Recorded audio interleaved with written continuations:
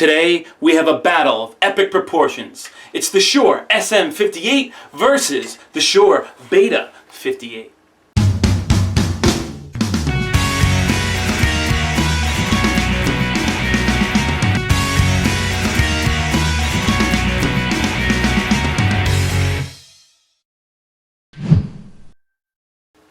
Hello singers, and welcome back to my channel. This week we are discussing these two great mics, the Shure SM58 and the Beta 58.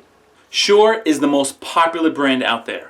I don't even think it's really debatable at this point. They just sell the most microphones. While some competing companies can skew the sales figures and marketing pitches, no other brand really comes close. And why is that? First, let's be clear. This is not a question of better or worse. Both microphones are characterized by outstanding sound and performance. However, each have key fundamental strengths and differences that are suitable for certain situations. So the following are some of the advantages of each of the microphones.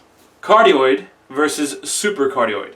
Okay, I promise I won't get too technical here. There are too many videos on the topic of these two microphones that they get so into the specs. And while that's probably good for some people, myself and a lot of others, we just want to know, hey man, is this a good mic or not? Does it work well with my voice or not? Due to its neodymium magnet, the Beta 58 has greater sensitivity and has a 4 decibel hotter output than whatever. Here's what you need to know.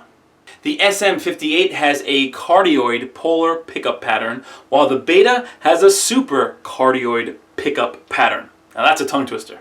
Ooh, super, I said super, so super is better than not super, right?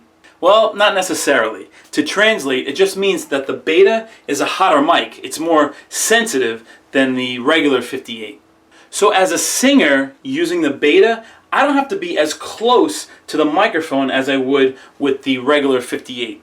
The regular 58 won't pick up the sound as much from the back like the Beta will. So this will make the Beta more susceptible to giving you feedback.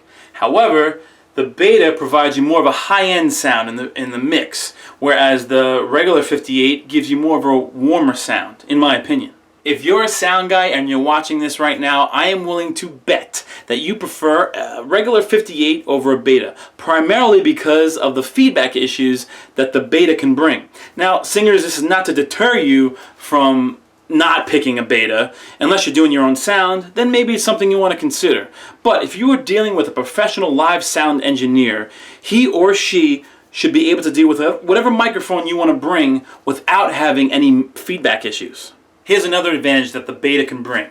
It has a quieter internal mount shock system, which makes it great for handling the mic, especially during live performances. Here I am using the Beta at a show. I personally love the Beta for my voice.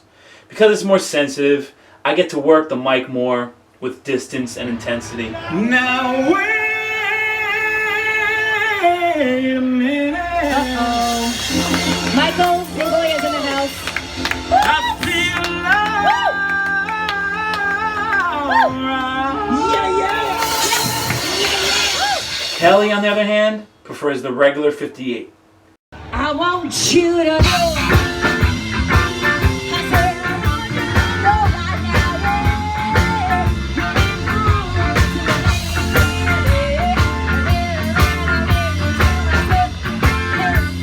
This girl has a super powerful voice. I mean, this girl can melt microphones with her voice.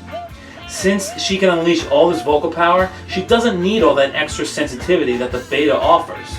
If she used my Beta mic, she'd have to sing so far back, she'd be in the other room.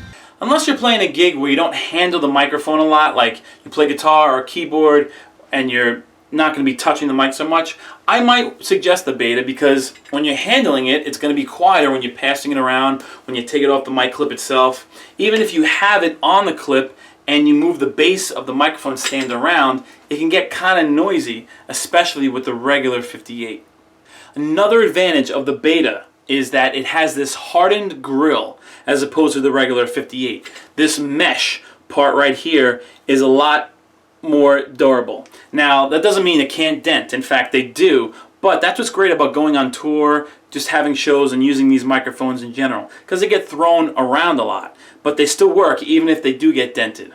Okay, so how much do you think these microphones run? Well, the regular 58 is about $100 flat, as of now, as of this recording, and the beta is about $160. I put links to purchase them below. Should your voice, style, or genre of music be considered before making this purchase? Yes. So if you're in a hard rock, metal band, or have a voice like Kelly's, you probably don't want to go with a beta. The 58 is probably more than fine for you. But if you like a little more sensitivity, more high-end, then you might want to go with the beta like I do. Now that you are more informed to make a microphone purchase, I want to just say to all the beginner singers out there, especially if you're beginning to perform live with microphones, I did a video on how to use a microphone and I listed it below. It has tons of useful tips for live performance. I recommend you check that out. So to summarize, the beta is definitely an upgrade to the regular 58, but those upgrades can sometimes be a hindrance for all the reasons we already discussed. So, which microphone do you prefer?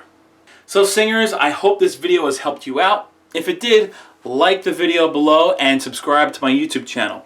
Every week I am posting videos, whether it be lessons, reviews, music covers. I am bringing it to you every week, and I appreciate the love, I appreciate the feedback. And if you want to find me during the week, in between videos, you can always click the links below to any of my social media sites. I'm on most. So thank you so much for watching. I appreciate it. And I will see you guys next week. Until then, have a great show.